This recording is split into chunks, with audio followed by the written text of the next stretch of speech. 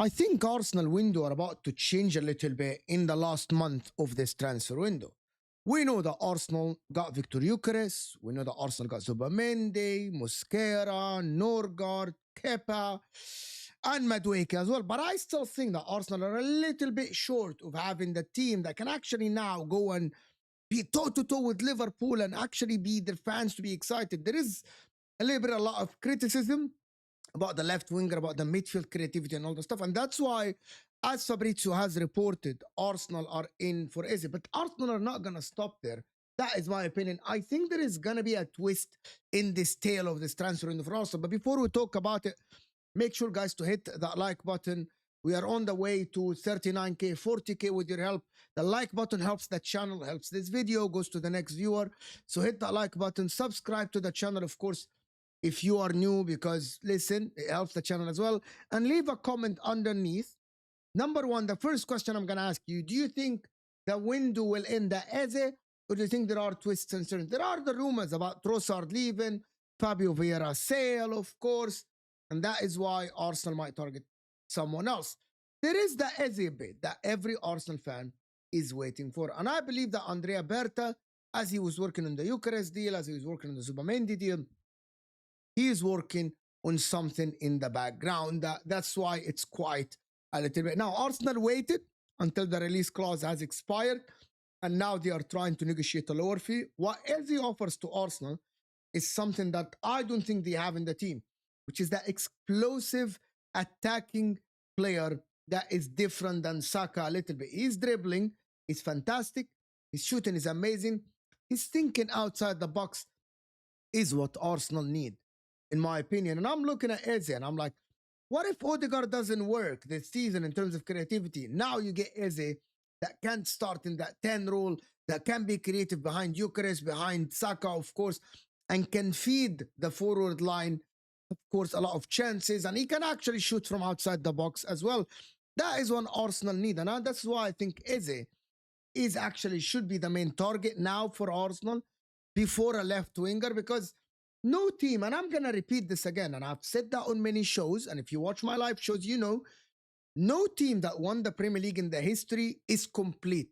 So Arsenal can go next season maybe with a left winger that is not on top of their game. It can be Trossard, it can be Martinelli, but that's only if you have an alternative option to the midfield like Eze. One of the problems, if the midfield is not creating and the left side is not creating, all the pressure goes to Bukayo Saka on the right side to create. And that's why Arsenal need different outlet, which is Eze. It is reported that the bid is imminent for Eze, the value, but they want to sell Fabio Vieira first, and then they're going to bid for Eze from Crystal Palace. Crystal Palace are not like in a rush to sell him.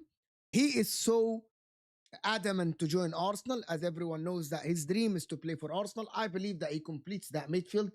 To be that midfield will be a 10 out of 10 with Zubamendi, Rice, Mereno, Norgard, Odegaard, and Eze. I believe that that midfield is a 10 out of 10 because they addressed the majority of the problems there in terms of depth, in terms of creativity, different profiles. But comes the problem with who's going to start on the left winger. Eze as well can start on the left winger, as he played for Crystal Palace. He is not an out-and-out left winger, but he played it for Crystal Palace.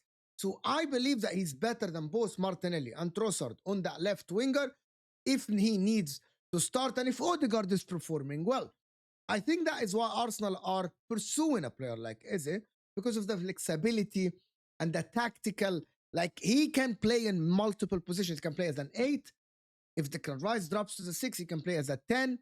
On the right side for Odegaard, he can play on the left winger. He can be behind the forward. I believe that Eze is what Arsenal need currently. But I don't think the Arsenal are stopping there. But also there is a master class from Berta. It has been reported lately that Arsenal are looking for Ademola Lookman. I know that my club Inter are targeting Lookman, and we have actually bid a couple of bids that are been rejected. Atalanta are holding on the 50 million euros. I think what Arsenal are doing now is they are trying to target Lookman as a cheaper option for Eze, just to tell Crystal Palace. It's the same thing that they did for all the other signings. They target another player to tell Crystal Palace that is, we are not desperate for Eze. which is what this man has said, that Arsenal went after Gyökeres and Sesko to have leverage. And I think that they're now going after Lookman to have a little bit of a leverage in the negotiation for Eze, because we know if Arsenal only target Eze, we know that the Premier League clubs always, when Man City come calling, when Chelsea come calling, when Arsenal or Liverpool, if the only target is their player, they actually ask for an astronomical price. So Arsenal want to have a little bit of a leverage in negotiating, but also in the same time, leave the door open for Lookman to join Arsenal. Lookman would be an alternative option. He's a great player, very good player. However, he didn't work out for him in the Premier League before with Everton. That's why a lot of people are hesitant about signing Ademola Lookman for this Arsenal, because Arsenal next season should not go with a lot of ifs.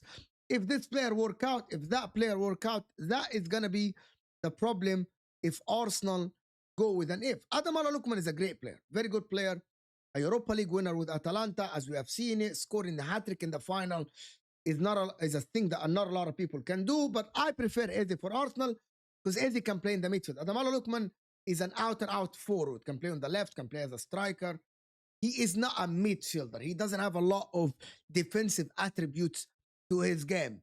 So I think that Ademola Lookman should be an additional signing to Eze if Arsenal can get this over the line, Eze first and then another guy. But there is the twist that I'm telling you about. I think now that because of Trossard injury and the rumors that Trossard might be sold, Arsenal will end up with one left winger, which is Martinelli, because people know that Madueke is the right winger. Eze, as it has been reported, has been actually now is being considered as a 10, as a lot of journalists. Will actually they try to get Leao? There are rumors flying that Arsenal might sign Eze first and then focus on that left winger if they can sell Trossard before the season starts, or even during the first 2 weeks before the international break, before the first international break comes in. Arsenal might try to target Leao, but still the dream for a lot of Arsenal fans is actually trying to sign Rodrigo. Ben Jacobs has tweeted, and I believe that Arsenal should target one of Rodrigo and Leao.